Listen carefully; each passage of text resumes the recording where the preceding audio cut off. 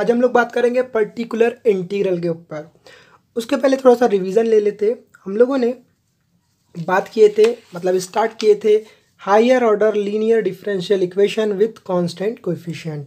हम लोगों ने इस इक्वेशंस के बारे में पढ़ा कि अगर कोई इक्वेशन इस फॉर्म में हो तो हम उसका CF कैसे निकालते हैं, और यहाँ पे कुछ बेसिक टर्म्स के बारे में जानेंगे। हम लोग CF हमेशा इस साइड के लिए निकालते हैं, है ना। और अगर हम लोगों ने जब CF की बात किए थे तो हम लोगों ने इस टाइप का, मतलब यहाँ का CF निकाला था, और उस कंडीशन में ये जो वैल्यू थी x ये था, ये वहाँ पर इक्वल टू 0 था, तो हम लोगों ने वहाँ पर PI की बात बिल्कुल नहीं किया था। मतलब ये कि इस टर्म के लिए हम लोग CF निकालते हैं और इस टर्म के लिए, मतलब इस x के लिए हम लोग PI निकालते हैं, जिसकी बात आज हम लोग करने वाले हैं। It is called as particular integral, है ना। तो हम लोगों ने CF की बात कर लिए थे, तो आज हम लोग बात करेंगे PI के ऊपर, और इसका जो कंप्लीट सॉल्यूशन होता है वो होता है y is equal to CF plus PI, है ना। तो आज हम लोग बात कर रहे हैं PI के ऊपर, that's called as particular integral. तो पर्टिकुलर इंटीग्रल पढ़ने से पहले इस इक्वेशन को हम लोग एक और बार समझ लेंगे कि this equation is higher order linear differential equation with constant coefficient where A0, A1, A2 up to n तक are constant and x is either constant or function of x only. It's called as higher order linear differential equation. तो आज हम लोग इस side की, मतलब particular integral, हम लोगों ने जब CF की बात किए थे तो हम लोगों ने उस कंडीशन में 0 वाले क्वेश्चन लिए थे, लेकिन आज हम लोग ऐसे क्वेश्चंस लेंगे जो x के साथ कुछ तो भी हो, या कुछ तो भी टर्म हो, या कुछ तो भी फॉर्म हो, और अगर पहले हम लोग उसका CF निकालेंगे देन PI निकालेंगे।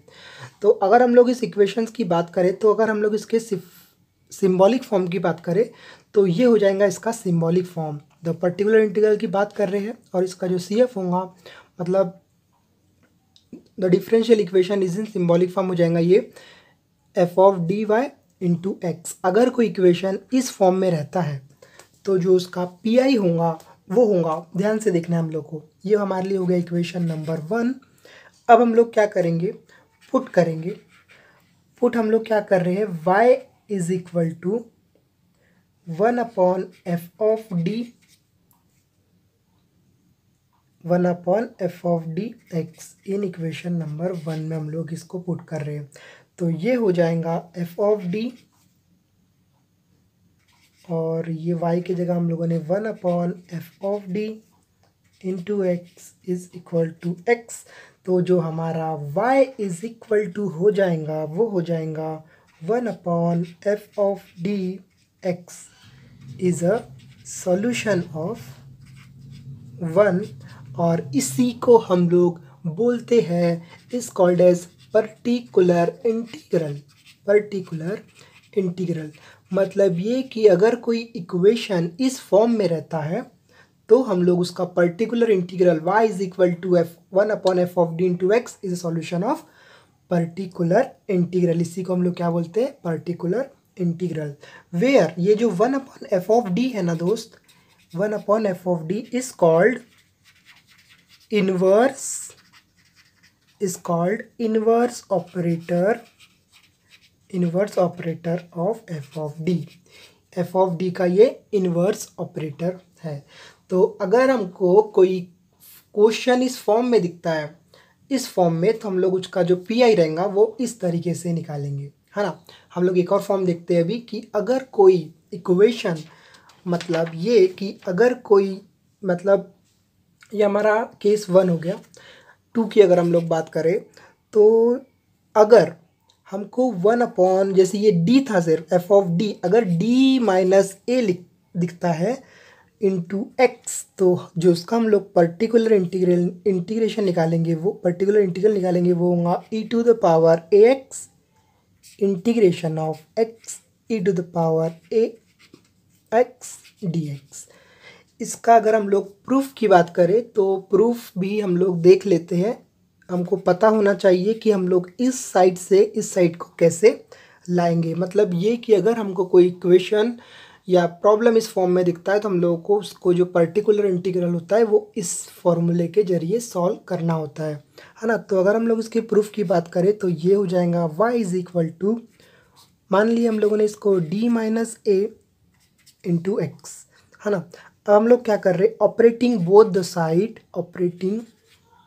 The side by d minus a v है, क्या मिल जाएगा हम लोगों को मिल जाएगा is d minus a y as it is equal to d minus a, और ये x की जगह हम लोग लिख सकते हैं is 1/d minus a into x. तो अगर हम लोग इसको सॉल्व करें तो ये हो जाएगा is dy by D x minus a y, differentiate अगर हम लोग करते हैं इसको, और ये हो जाएगा इज x, है ना। तो ये जो हमारा हो गया is nothing but which is linear differential equation. क्या हो गया हमारा ये लीनियर डिफरेंशियल इक्वेशन, है ना। ये हो गया हमारा लीनियर डिफरेंशियल इक्वेशन। और अगर इसकी इंटीग्रेटिंग फैक्टर की बात करें तो हम जानते हैं is nothing but e to the power integration of minus a d x, मतलब nothing but e to the power minus a x. तो और अगर हम इसके सॉल्यूशन की बात करें तो is nothing but y into e to the power a x is equal to x into e to the power minus a x d x. और अगर हम लोग यहाँ से y निकाल ले तो ये हो जाएगा, अगर ये इधर गया तो ये positive e to the power a x into x into e to the power minus a x d x, है ना, ए एक्स डी एक्स। और ये हो जाएगा फिर हमारे लिए is nothing but 1, that is 1 upon, we know that the value of y is 1 minus dA into x is equal to e to the power ax, और ये हो गया x into e to the power minus a x d x, है ना। तो ये हो गया हमारे दो फॉर्म, मतलब दो केस बोल सकते हो। तो इसके हम लोग प्रॉब्लम सॉल्व करेंगे कुछ इस टाइप के। हम लोग इसका पहले CF निकालेंगे, हमारी प्रैक्टिस हो जाएंगे, देन हम लोग PI फाइंड करेंगे। तो हम लोग अब देखते हैं क्वेश्चंस, है ना।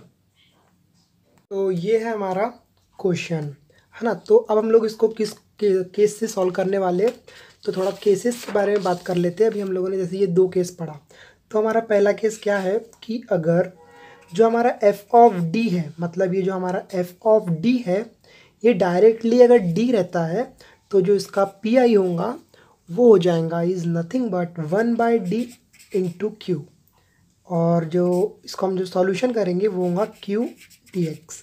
और जो हम लोगों ने सेकेंड वन पढ़ा इज़ दिस वन, अगर जो हमारा f ऑफ d है is nothing but d minus a, तो जो उसका PI हो जाएगा वो हो जाएगा 1/d minus a into x, है ना। हम लोग x ले रहे तो ये x कर लेते हैं, q भी ले सकते हैं। तो 1/d minus a into x is equal to क्या हो जाएगा ये e to the power x into e to the power minus ax dx, है ना। तो अब हम लोग ये क्वेश्चन सॉल्व करेंगे। क्वेश्चन इज दिस, और हम लोग इसको किस मेथड से सॉल्व करने वाले हैं, हम लोग इसको केस 2 से सॉल्व करने वाले। Case 1 is very easy, then हम लोग सॉल्व करेंगे क्वेश्चन जो होगा केस 2 का, है ना। तो ये हो गया क्वेश्चन। तो क्वेश्चन में क्या करेंगे हम लोग, इसको हम लोग सबसे पहले हमारा जो काम रहता है वो होता है सिंबॉलिक फॉर्म बनाने का। तो ये हो गया हमारा symbolic form, d square is nothing but d square minus 3d plus 2y को हम लोग क्या करेंगे बाहर ले लेंगे, is equal to e to the power 3x। इस साइड का CF, इस साइड का PI। तो अगर हम लोग इसके ऑक्सिलरी इक्वेशन की बात करें तो ऑक्सिलरी इक्वेशन हो जाएगा, क्या करते हैं हम लोग d के जगह पुट करते m, तो ये हो जाएगा m square minus 3m plus 2 is equal to 0। मतलब जो इसके फैक्टर होंगे तो ये हो जाएंगे 2 1, और m1 is equal two is 1 और m2 इज इक्वल टू 2। और आपको समझ में आ रहा होगा डिफरेंट है मतलब रियल है मतलब डिफरेंट है, तो जो इसका CF हो जाएगा वो डायरेक्ट लिख सकते हैं हम लोग C1 e to the power x plus C2 e to the power 2x, है ना। अब हम इसके PI की बात करेंगे, मतलब इस साइड की बात करेंगे। तो now PI, we know that the formula of PI is 1/, हम लोग इसको डायरेक्टली भी सॉल्व कर सकते थे, मतलब बताता हूँ डायरेक्टली कैसे। पहले हम लोग इसको हमारे मेथड से सॉल्व करेंगे, this method is known as this, है ना। दिस मेथड से हम लोग अभी इसको सॉल्व कर रहे हैं। एक और डायरेक्टली मेथड भी होता है उसका, उसके ऊपर ही बात करेंगे। तो इसका जो PI होगा तो ये हो जाएगा, हम लोग यहाँ पर क्या लिखेंगे, is F of D is d-2, और ये हो गया d-1, और जो हमारा x है वो x क्या है, is e to the power 3x।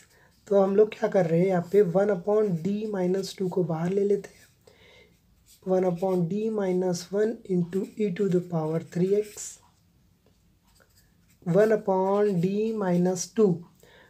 अब ये हमारा फॉर्म में आ गया, किस फॉर्म में आ गया ये हमारा, जिसमें हमको चाहिए था, हम लोग को ऐसा कुछ चाहिए था जो हमारे फॉर्म में आ चुका है। तो अब हम लोग इसको क्या करेंगे, ये जो पहला is e to the power x, क्योंकि हम जानते हैं इस फॉर्मूले को, is e to the power ax integration of x into e to the power minus ax dx। तो ये हो गया e to the power ax integration of e to the power 3x और e to the power minus x dx, है ना। तो ये हो जाएगा हमारा 1 माइनस डी, इसको अगर हम लोग सॉल्व करते हैं तो e to the power x, और 3x minus x is e to the power 2x dx, और ये हो जाएगा हमारा 1 minus d-2 e to the power x, integration of e to the power x is nothing but e to the power 3x, है ना, sorry 2x, और ये 2x और ये 1x इज़ पावर, बेस से में पावर ऐड हो जाएगा, है ना। तो ये हो जाएगा हमारा इज़ 1/2 बाहर 1/d-2, है ना। इसका e to the power 2x/2 होगा, तो 1/2 बाहर 1/d-2 e to the power 3x। तो ये हो जाएगा 1/2 e to the power 2x is nothing but e to the power minus 3x e to the power minus 2x dx। तो ये हो गया 1/2 e to the power 2x e to the power x, मतलब is 1/2 e to the power x, sorry 2x plus x is 3x। तो ये हो गया हमारा PI, और complete solution is y is equal to CF plus PI। तो क्या हो जाएगा, CF है हमारा ये C1 e to the power x plus C2 e to the power 2x plus 1/2 e to the power 3x। तो ये हो गया हमारा रिक्वायर्ड सॉल्यूशन। तो अब हम लोग बात करेंगे इसको डायरेक्टली कैसे सॉल्व करते हैं। एक और तरीके से हम लोग इसका PI निकाल सकते हैं।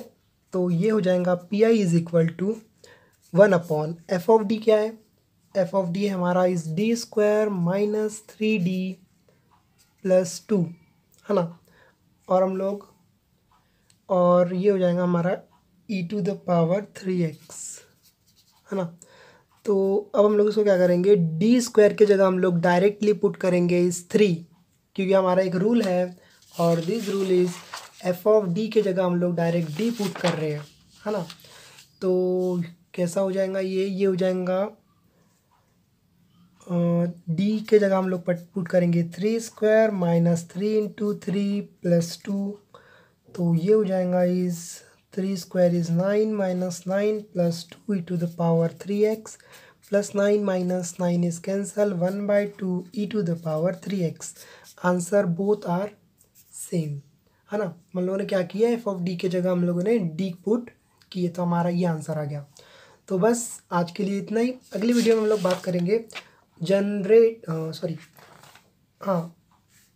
Operator method to find PI, मतलब कुछ केसेस होते हैं इसके, स्पेशल केसेस, मतलब e to the power something x, e to the power mx, sin x, cos x, कुछ उस प्रकार के। तो उस वीडियो में फिर मिलेंगे, जब तक के लिए गुड बाय।